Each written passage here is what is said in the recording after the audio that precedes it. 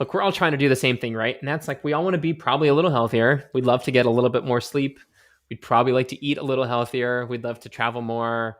We'd love to spend more time on our hobbies or with our family, maybe improve ourselves with work. And as you mentioned, Ian, it's it's really tough when you don't see the progress on a day-to-day basis. It can feel like drudgery if you're just doing the same thing over and almost like what's the point, right? But if you have this goal that you're working towards, and for me it was different areas of my life. It was I wanted to learn specific skills. I wanted to have specific experiences in certain locations. I wanted to build a certain amount of strength. So I identified a few different categories, and then I assigned a point value to them, and it just gave me a thing to check in on.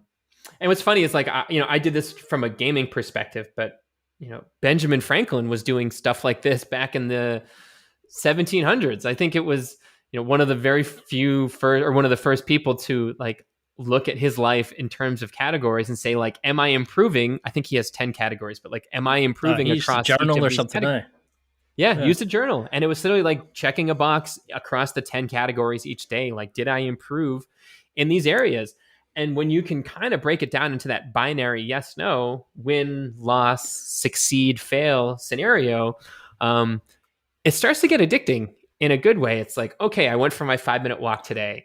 I spent 5 minutes playing the piano. I did my workout and I added 1 pound to the bar when it came to my deadlift, or I added, 1 kilo to the bar on my squat.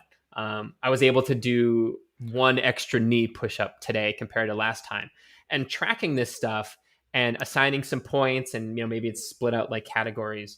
I think it can be really fun, like a fun way to keep things interesting, but also like just a good reminder to like not take ourselves too seriously either. Like, we are emotional disasters on a rock hurtling through space, right? Like the fact that I'm talking to you from this United States and you're somewhere in the UK right now, right? Mm-hmm. Like, Yeah. we're talking to each other. That's ridiculous. Like, the fact that any of this works is frankly ridiculous. So like identifying and remembering and saying like, hey, look, like, yes, like life sucks sometimes, and work blows, and sometimes our kids are jerks, and we're in a fight with our spouse or whatever it may be. But like identifying and adding in some gamification and working on ourselves, but doing it in a way that kind of like is both fun and also reminds us to not take things too seriously, I think can be a great balance between we're working on ourselves and also like have some fun too. Because man, if we're not having fun, um, tomorrow's no guarantee. So finding a way to have a little bit of fun with even stuff like going to the gym or cutting vegetables because you're on a diet, like finding a way to have some fun with that can be really valuable in keeping your sanity through the next months and years as you're in the process of transforming.